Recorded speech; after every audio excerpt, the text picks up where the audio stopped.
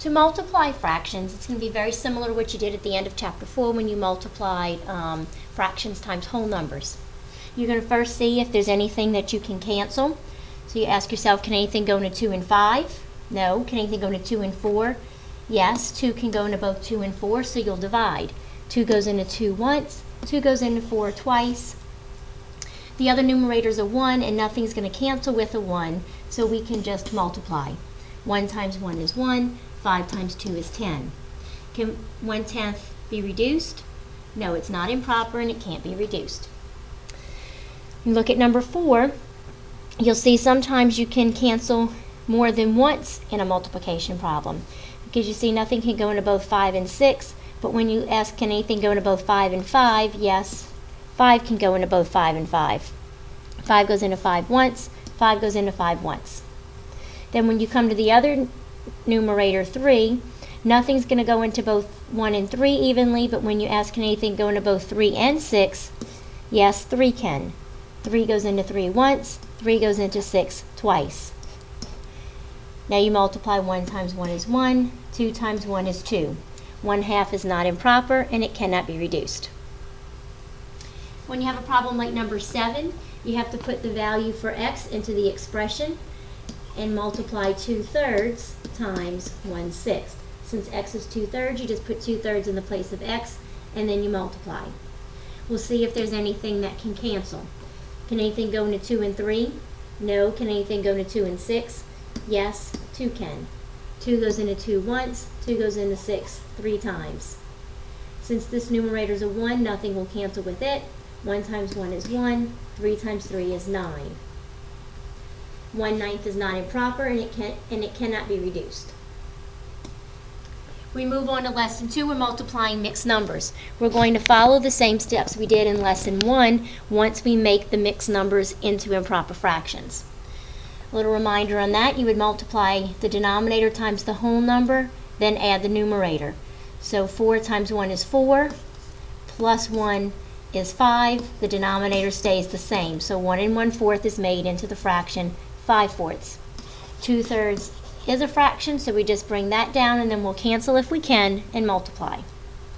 Nothing can go into 5 and 4 or 5 and 3. Nothing can go into 2 and 3, but 2 can go into both 2 and 4. 2 goes into 2 once, 2 goes into 4 twice. Now we'll multiply. 5 times 1 is 5, 2 times 3 is 6. 5/6 is not improper and it cannot be reduced. We have one like number 8. Both factors are mixed numbers, so we're going to have to make them both into improper fractions before we can multiply. 5 times 2 is 10, plus 2 is 12, so 2 2/5 becomes 12/5. 12 times 1 is 12, plus 1 is 13, so 1 1/12 becomes 13/12. Then we have to see if anything can cancel. Can anything go to 12 and 5? 12 and 12, yes. 12 can go to both 12 and 12, so those cancel out to 1s. 13 and 5 cannot cancel, so we multiply. 1 times 13 is 13. 5 times 1 is 5. Is it improper? Yes, so we need to fix that by dividing 5 into 13. You can do this division step in your head or you can do it on scratch paper. 5 into 13 goes 2 times and we get a remainder of 3. Remember, you put your remainder over the divisor to make the fraction. 2 3/5 cannot be reduced, so that's your final answer. For number 9, you have to make the 4 into a fraction by simply putting it over 1. Then we need to make 5 3/7 into a fraction. 7 times 5 is 35, plus 3 is 38, so that's 38/7. When we see if anything can cancel, nothing can go into 4 and 1 or 4 and 7. Nothing can go into 38 and 7 or 38 and 1, so nothing's going to cancel in this problem, and you have to multiply as they are. 4 times 38 is 152. 1 times 7 is 7. If you ask, is it improper? Definitely. So we have to divide 7 into 152. And when you do that, you're going to get a remainder. Remember, you always put your remainder over the divisor, and that makes your fraction in the mixed number. So 152/7 equals 21 5/7, which cannot be reduced, so that's your final answer. We move on to lesson 3. This is dividing fractions. And in dividing fractions, you have to do a step that's called taking the reciprocal. So if we want to take the reciprocal of a fraction, like 2/7, its reciprocal would be 7/2. All you do is flip the fraction, because by definition, the reciprocal of a number is a number that you can multiply times the original number, and the product is going to be 1. So the simple way of saying that is simply flip the fraction. There are going to be times where we'll have a mixed number that we're going to have to take the reciprocal of. When that happens, you first have to make the mixed number into a fraction. 2 times 3 is 6, plus 1 is 7. 2 1/3 equals 7/3, so its reciprocal would be then 3/7. The steps that you have in your notes for dividing fractions tell you to rewrite the dividend, 5/6. You change the division sign to multiplication, and then you take the reciprocal of the divisor. Well, the divisor in this problem is 3, so the first thing we need to do is make it into a fraction, 3/1, so that we can take the reciprocal, or in other words, flip it. So we'll make 3/1 into 1/3. Then we cancel and multiply. Nothing can cancel in this problem, so we simply multiply, and the answer is 5/18. So 5/6 divided by 3 would be 5/18. For number 6, both of our numbers are mixed numbers, so we have to make them into improper fractions before we can follow through with our steps. 2 times 7 is 14, plus 1 is 15, so that's 15/7. 4 times 1 is 4, plus 1 is 5, so that is 5/4. Now we need to take this problem with the fractions and make that into a multiplication problem by taking the reciprocal of the divisor. First of all, we have to rewrite the dividend, 15/7. The division sign changes to multiplication, and 5/4 we take the reciprocal of, or flip, and change it into 4/5. When we see if anything can cancel, 5 and 15 can cancel. 5 goes into 5 once, 5 goes into 15 3 times.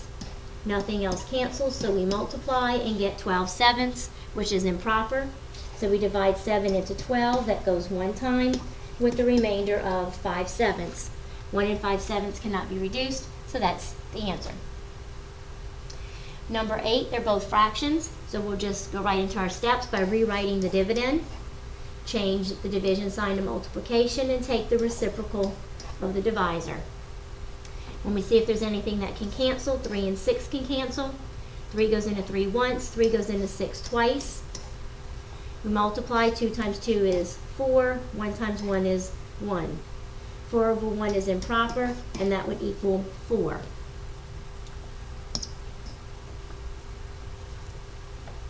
In lesson 4, we're going to be solving equations involving multiplication and division with fractions.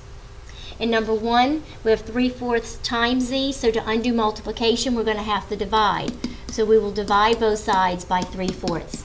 It's important that you remember to put the 3/4 behind the 12. Many times people mix those up and obviously get the wrong answer. So please be very careful, because that's the most common mistake made on problems like these. So all we will do now that we have this equation set up is follow the division rules that we used back in lesson 3. We rewrite the dividend, we change the division sign to multiplication, and then we take the reciprocal of the divisor. We can cancel the 3 and 12. 3 goes into 3 once, 3 goes into 12 4 times. 4 times 4 is 16. 16/1, so z is going to equal 16. On number 2, 4n means 4 times n, so to undo the multiplication, we're going to have to divide both sides by 4. 4's cancel out, so we're left with 3/5 divided by 4. We rewrite the dividend, change the division sign to multiplication. We have to take the reciprocal of 4, which is really 4/1, so when we take its reciprocal, it becomes 1/4. Nothing can cancel, so we multiply, and we get 3/20. One thing that I recommend that you do on all equation problems is to check your work.